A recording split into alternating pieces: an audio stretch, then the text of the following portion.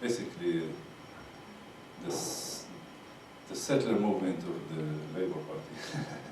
It's another settler movement. So, and we were going to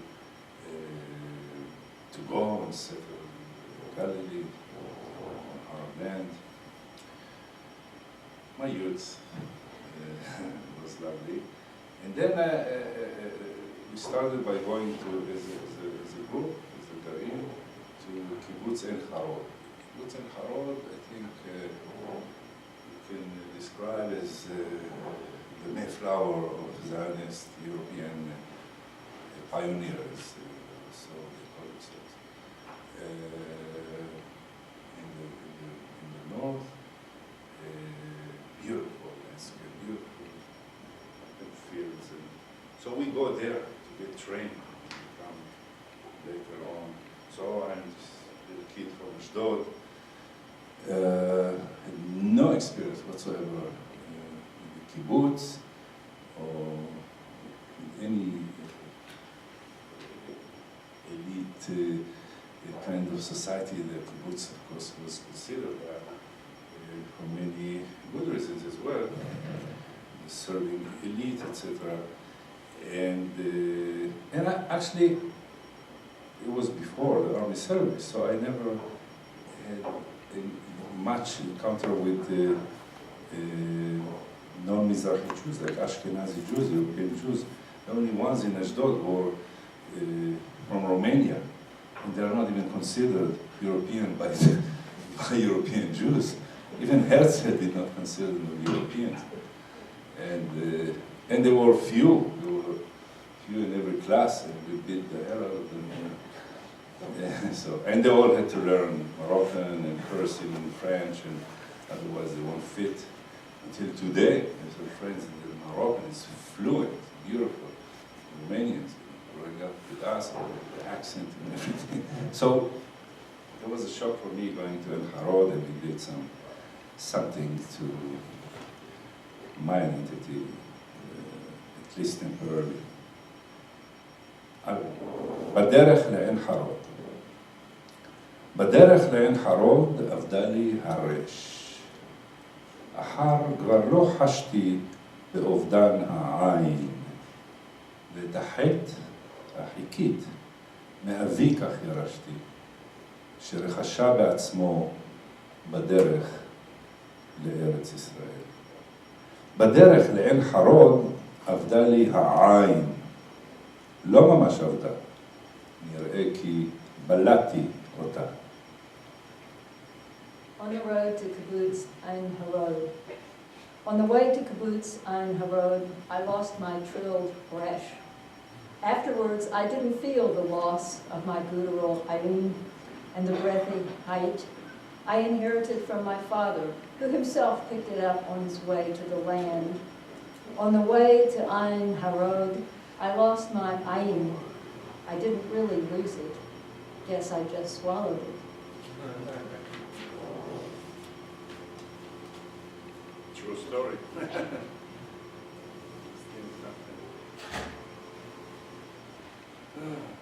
Where to go next? Were you conscious of it at the time? Yeah, that's the tragic truth. Conscious when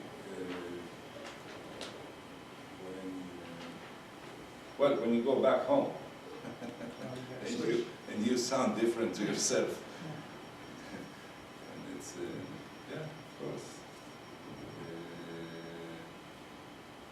it was strange.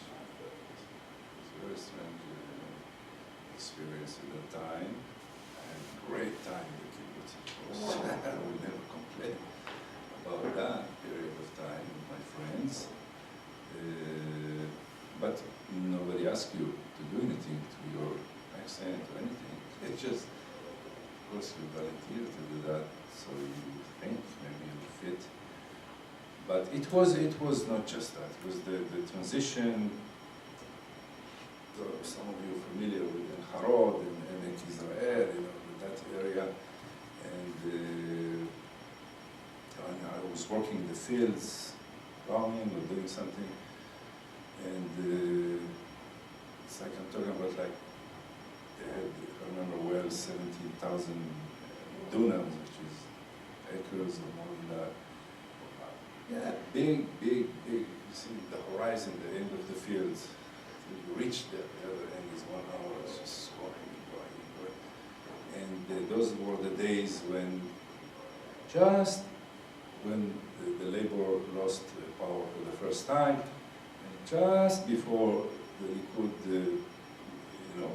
shut down the money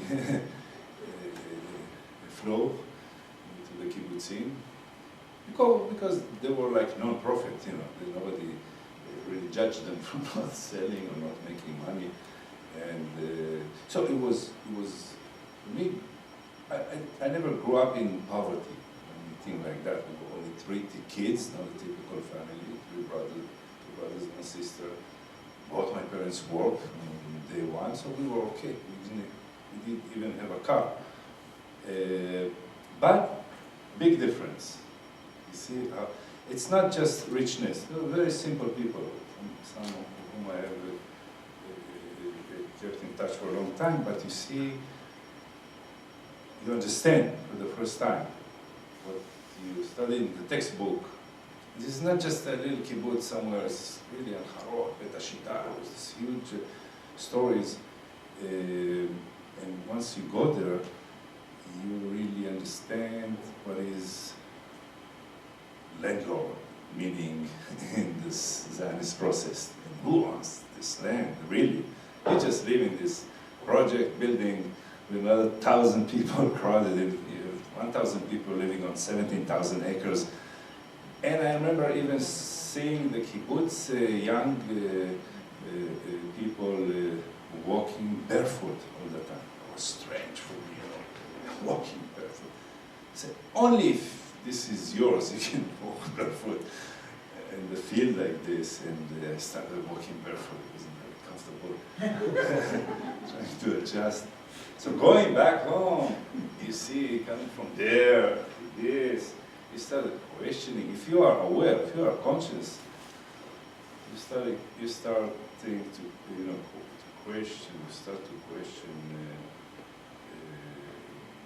what's going on, this process. So it didn't last for long. My father was very much against it, not for any ideological reasons. He said, "So what do you do?" I said, "Well, we walk. We wake up at 4, we field until it's noon." So I said, "Do they pay us?" "No, it's a kibbutz, What do you mean? So you work for nothing? You work for food. You can work for food." I said, "Well, they all work for nothing." He said, "No, they own the place. You just work for nothing." I laughed at him then, but there's so much political, truth to what he said then. There, on the place, you just temporarily working. And he was trying to convince me to go to France, to Paris, my family there, and just to go to medical school. He even ordered the whole package of enrollment, there was no internet. And I said, "Hey, you're crazy, I'm not going anywhere. This is Snyder, and kibbutz."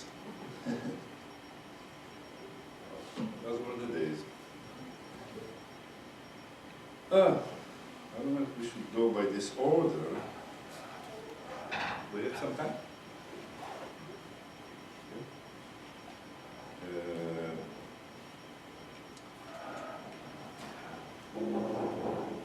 I'll read this poem, although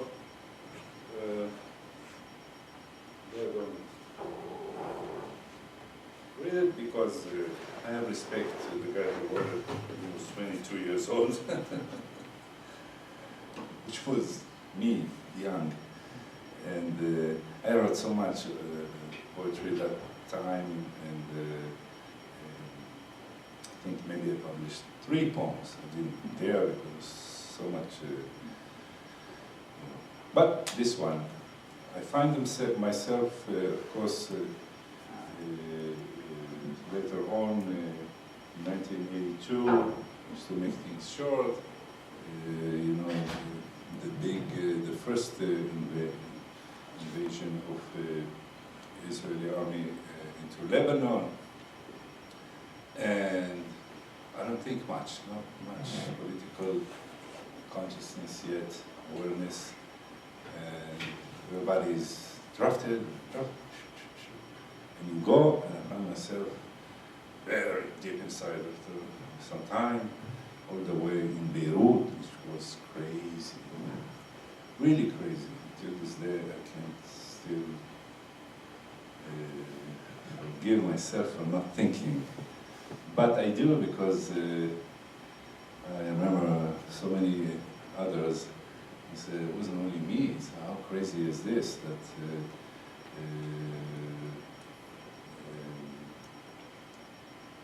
it could happen to anyone, just follow the crowd. That's why I saw you. Yeah, I was 22, 22. no excuse, not that excuse. So, that was it. I was very angry. I was waiting to get out of there and able to go back. And I wrote this poem, along with some others. In Hebrew, it's called Tfu Alechem. It's dedicated to Sharon and Rahul, the masters of this war, or not war, invasion. So, you know, be gentle with this young poet. יכולתי בקלות להיהרג שם, יא אמא, הסיוט הזה. בקלות יכולתי להיהרג, ומה אני היום, יא אמא, מה אני היום? לא בקלות נהרגתי שם, אחד פחות, יא אמא, יא ארץ משוגעה. אחד פחות אני, או אחד פחות הוא. נגיד ברחוב הזר ששם, בין החצרות, מתוך הקירות, בקלות שכזאת. לא אני, יא בני זונות, יא נבלים, הנה אני כאן לירוק בפניכם, טפו עליכם, טפו עליכם. Very angry. I spit on you, to General Sharon at the time. I could have easily killed there. Oh, Mother, this nightmare, easily I could have killed. And what am I now, oh, Mother? What would I be now if I killed easily there? One less, oh, Mother, oh, insane land, one less me or one less him. Let's say in a foreign alley, there among the courtyards, within the walls, so easily. Not me, here I am. I'm here to spit in your faces. Just go fuck yourselves, you worthless bastards. That's not my English. It's Amiel Alcaraz. Very important. You got the point across. It's like, כן, לא להרוג. Yeah. It was a mistake. We talked about this before? No. No, someone also pointed that to me. Yeah. You should say, I could easily kill it. Yeah, it's not It your doesn't fault. say, Yeah. makes the work I quite could interesting point. have Yes. been easily killed. could have been. Yeah, but that's what Makes a difference. big difference, and I don't know, I had this little argument with Amiel about this. And he said, well, it's clear in the context. No. And that's, I said, no, but it's not right English as far as I can tell. Would have killed. Killing someone. Right. He insisted. Very strange. But there are some mistakes like this in some of the early translations. I have to remember that. Because it's a different poem.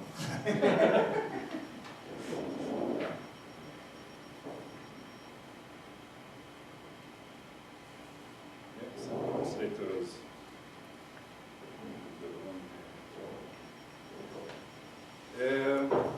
Sami, can I ask you something? Yeah. Is it, do you think,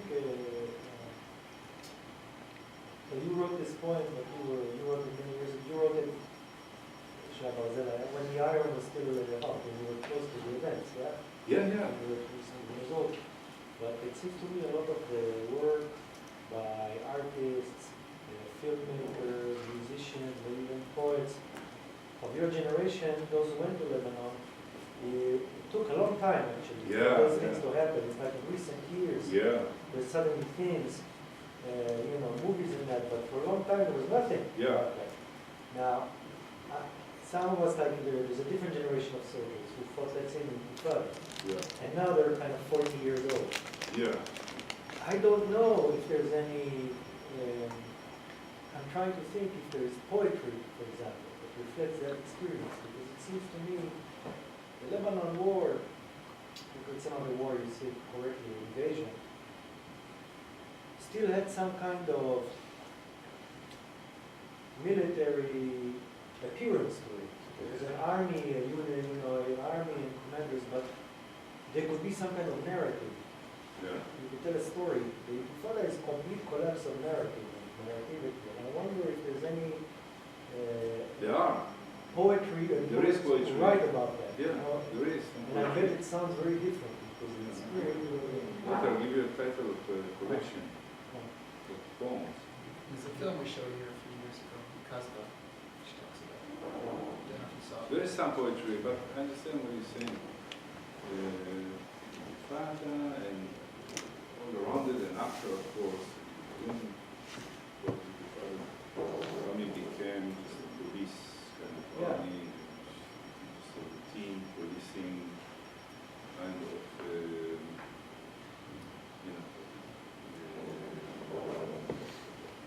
routine, and over there was just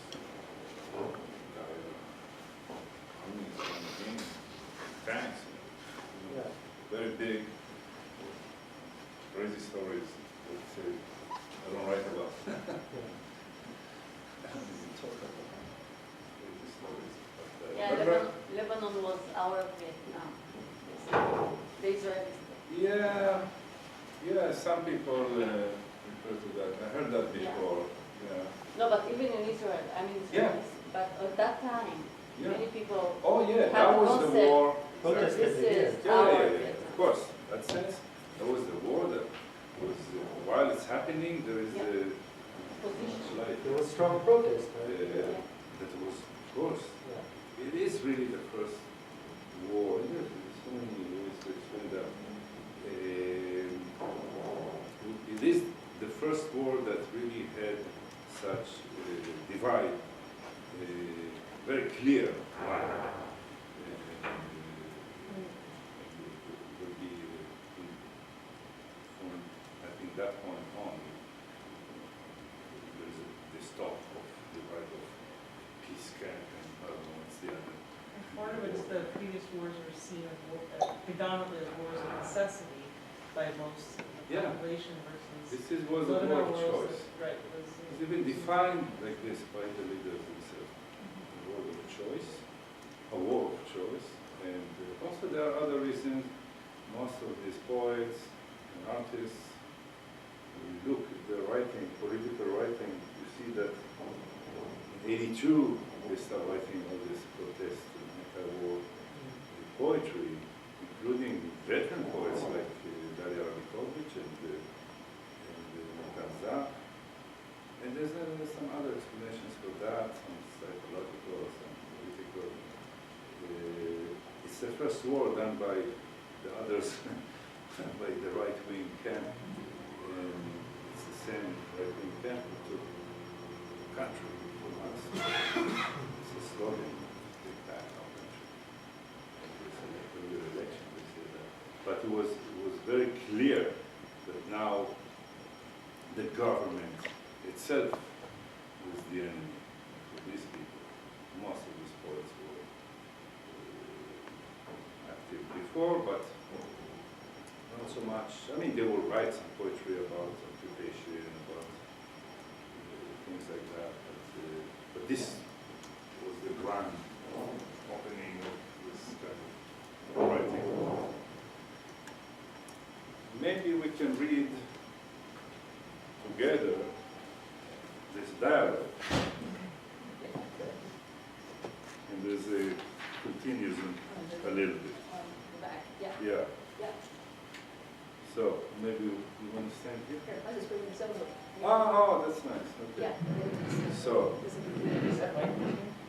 Yeah, I think it is. Is it? Is it?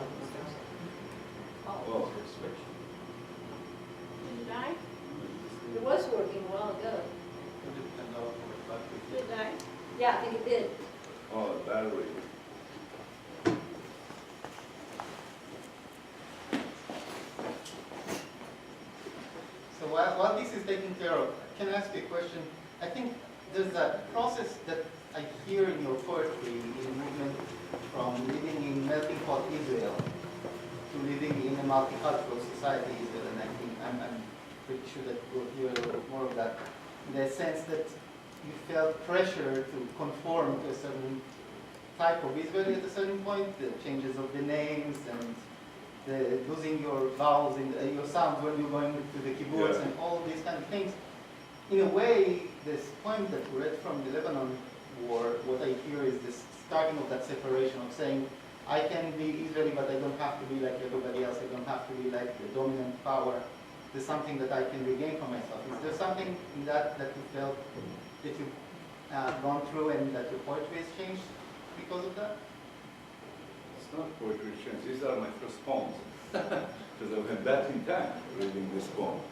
But if you look towards today... So, yeah, there's so much in what you said. Because for me, as far as political consciousness, that war was it. It was really it.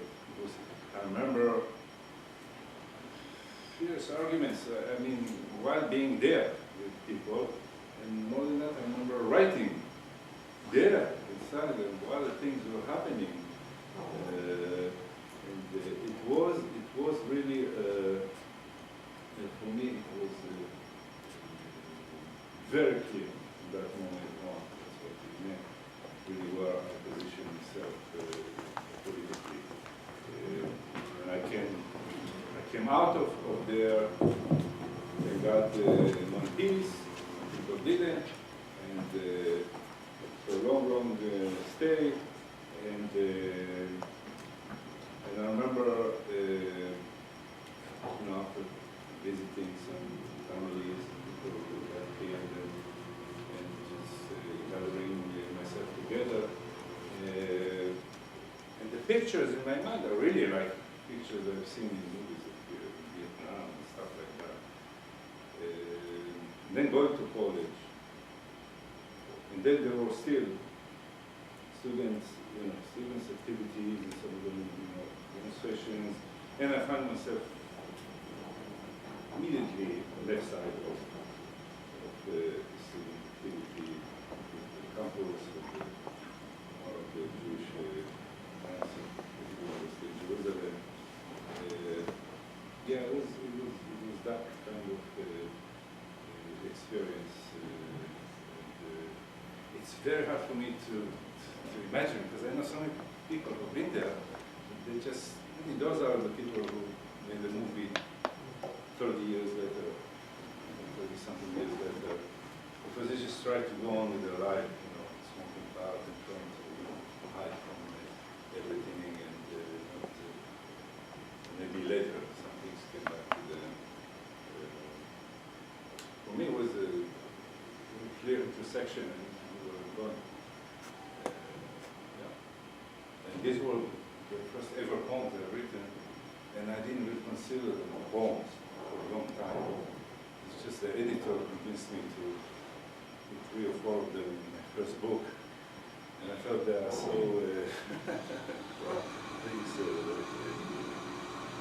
not quite it. So this one is much later, not that much, but maybe less than a decade later, when I came first time to the US to study at Columbia University, and all these experiences with, that involves such a journey. So it's called, we'll read that in English, not in Hebrew.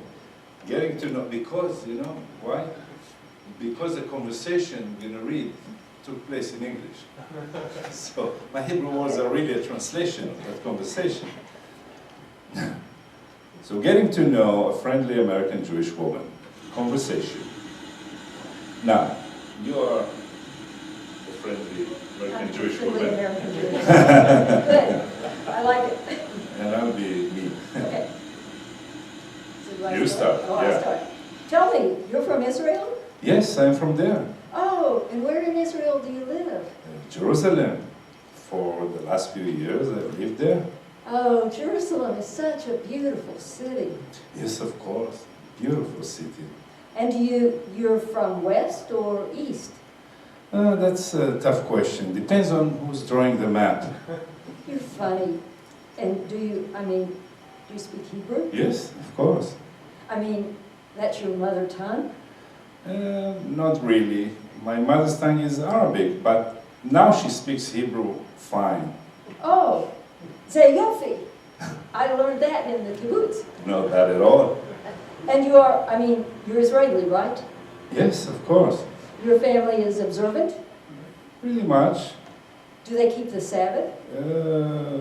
Me, no. Depends. Actually, Do you eat pork? no. That, no. Excuse me for prying, but I just have to ask you, are you Jewish or Arab? I'm an Arab Jew. You're funny. No, I'm quite serious. Arab Jew? I've never heard of that. It's simple. Just the way you say you're an American Jew. Here, try to say European Jews.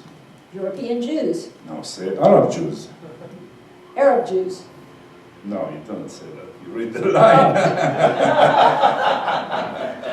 You ruined my poem. No, I'm just kidding. I get so caught up in the story. Okay, I'll continue. Okay. Now say Arab Jews.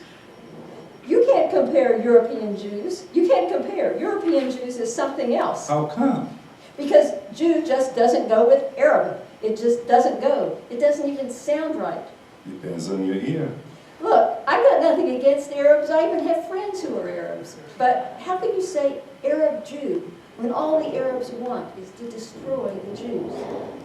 And how can you say European Jew when the European have already destroyed the Jew? That was that.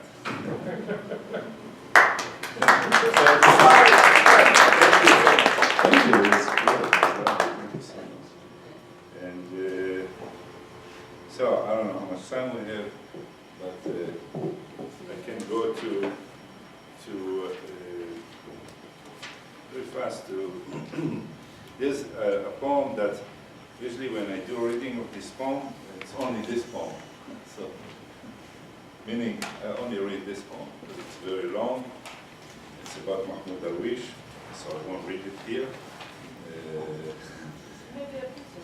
Yeah, maybe we'll read the last part of it. The part mark? Yeah. Yep, okay. And it's really long. And there's a story that goes with it. So the story and the poem itself, and so it's some music, so it's a whole evening. It's a whole show. I did that once in Namal Tel Aviv. So, but yeah, it's a tough poem. I'll say a few things about this. It's called Mural with No Wall, a Qasida to Mahmoud Darwish. And later also something, let's read just the last part of it. And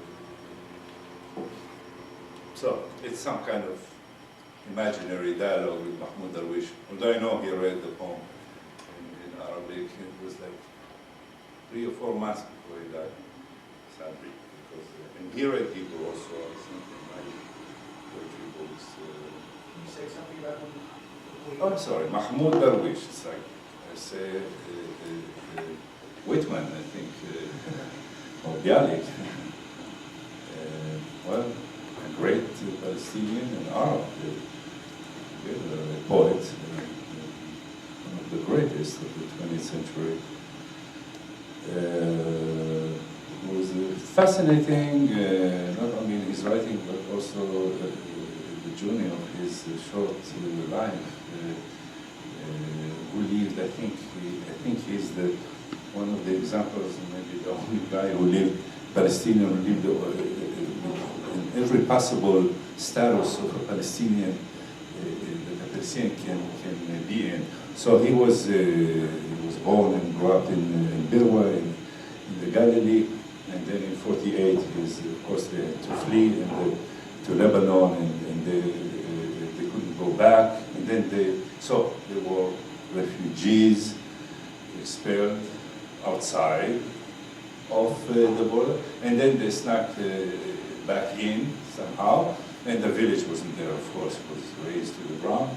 And they did so many villages, about 400 of them. And so they were now in the status of, forgot, black. Yeah, but there's an expression in English. Yeah, exactly. And they were not like on record or anything, not documented, for instance. So now they were just non-documented illegal immigrants or something. And until they found a place to live, and then they moved to Haifa, and it took some time, and they were granted their citizenship. Now he's an Israeli citizenship. And he goes to school in Haifa with the Jewish kids, and he learns Hebrew, and his girlfriend is Jewish, etc., etc. And then he goes, well, he gets in trouble, of course, because of his politics. He writes very early so much, like identity card, he writes, he was 24, he was arrested for reading that poem, for inciting the public. He was reading that at the Hebrew University. So then he just takes off. He goes to really study. He was involved with the Communist Party for a long time. He's fluent in Hebrew, he reads very well, he speaks very nice. And he goes to study in Moscow, and he can't come back. So now he's a different kind of refugee. And then when the Oslo Accord took place, so he comes back to the Palestinian Authority areas in Ramallah. So every possibility you can imagine, he lived through. And he said once in an interview, because people said, you're not that nationalist really, what do you so much for a Palestinian state? It's such a joke of a state, you support it so much. He said, I just want a state. I want a normal state so I can exile from that state and be a normal exile, have a homeland, and I don't want to live in it. Yeah, great concept. So he was amazing, and he wrote so much. And so the story of this poem, I was asked to write a review of one of his books that was translated to Hebrew, to Haaretz.